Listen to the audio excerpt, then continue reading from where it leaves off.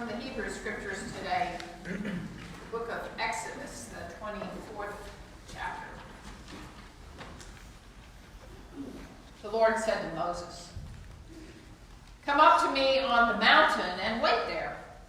I'll give you the stone tablets with the instructions and the commandments that I've written in order to teach the people." So, Moses and his assistant Joshua got up, and Moses went up God's mountain. Moses had said to the elders, "Wait for us here until we come back to you. Aaron and Hur will be here with you. Whoever has a legal dispute may go to them." Then Moses went up the mountain, and the cloud covered the mountain.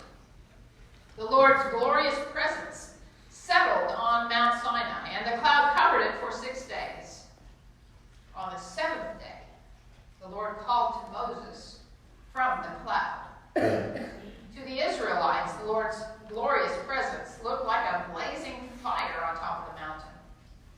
Moses entered the cloud and went up the mountain, and he stayed on the mountain for 40 days and 40 nights. The word of life for this day. Thanks be to God.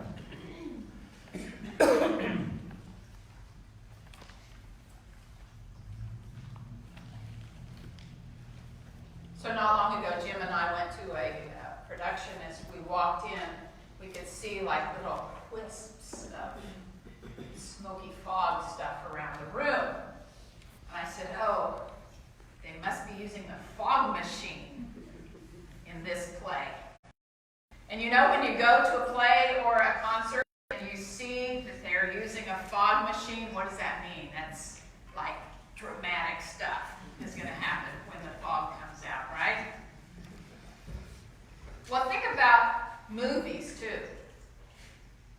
Movies with something dramatic in the fog. Well, there's all the horror movies, I think, that probably happens. But think about Casablanca in the fog there. Or what about Jurassic Park? Yeah, and waiting for something scary to jump out of the fog. Or in Star Wars, you know, there's the planet Dagobah, and Luke has to find the voice of wisdom, Yoda, in the fog somehow. The fog is quiet and still and mysterious and produces something out of it, right?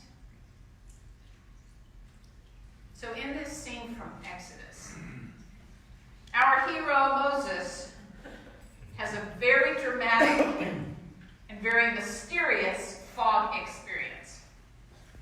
Moses is the one who's always, his whole life, straddled two different worlds. He started out that way. You remember the story of Moses. He was born to a Jewish family living in an oppressive society. In fact, the society was so oppressive that their government was out to kill their babies. Remember that? So this is where Moses was born, to a family that loved him, in a society that wanted to kill him. And then he was adopted by the oppressive family leaders. They took him into their house.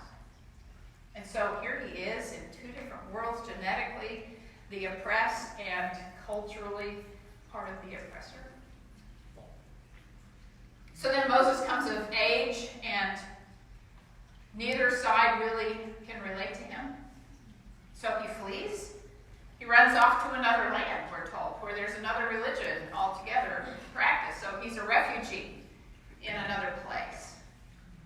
And he goes and he's ready to settle down there. He marries somebody. Her father happens to be a priest of this other religion. And Moses is ready to do that and just stay there. And then God calls him to go back and help his people, his oppressed people. So here was Moses, who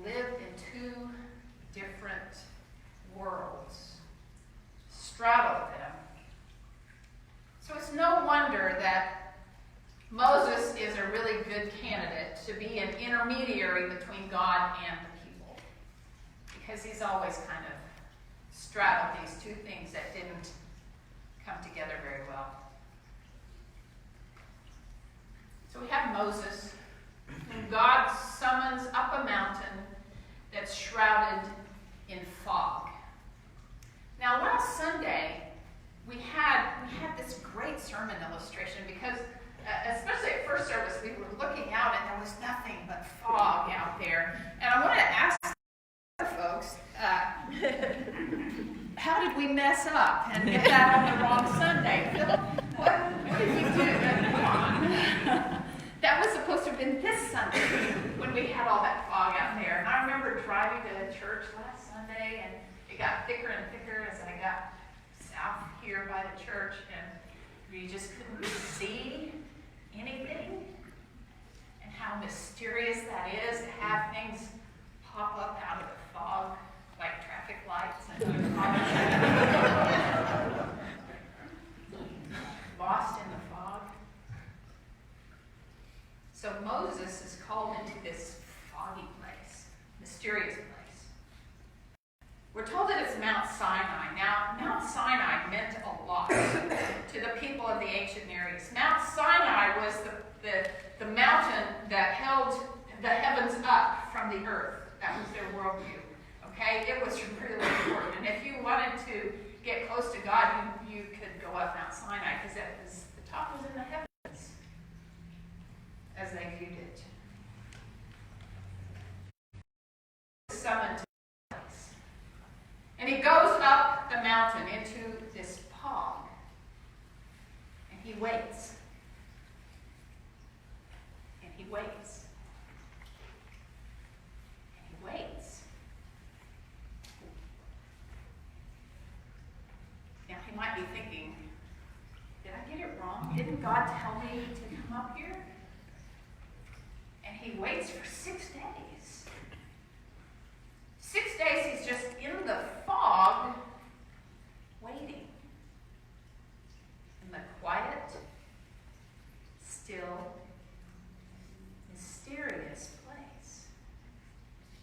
Waiting. On Wednesday this week, it'll be Ash Wednesday, and Lent will start. Now, traditionally, Christian practice has encouraged people to some kind of spiritual discipline during Lent, to take up a spiritual practice, or the tradition of giving up something for Lent. Usually something decadent that you want to give up, or something that you do daily so that you'll be reminded every day that it's a different season, that it's Lent. And so I think of giving up something as a little bit of a stripping away.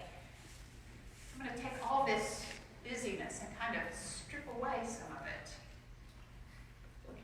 so that maybe I can focus a little bit differently. And that's sort of like being in the fog, where your senses get stripped away. You don't see as much stuff.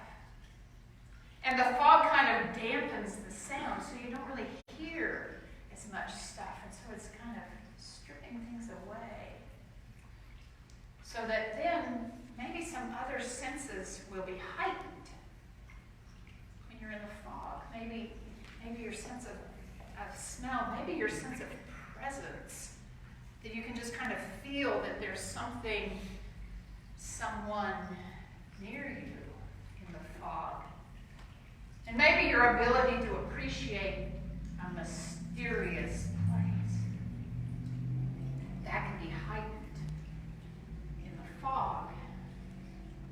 And so like that, when we go into Lent, new things might emerge when we've stripped away some of our extra stuff. And Moses did that for 6 days. And I know that when we are trying to sit quiet and still to meditate or contemplate, 10 minutes is a really long time. 30 minutes is just forever. 6 days? He just waited.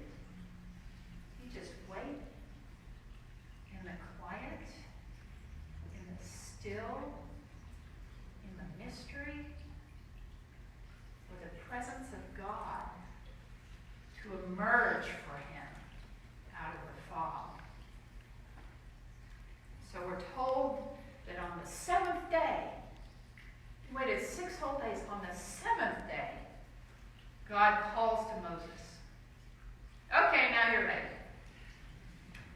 Here's what matters most for the people to do. You know, there's 144 laws, but here's 10 things.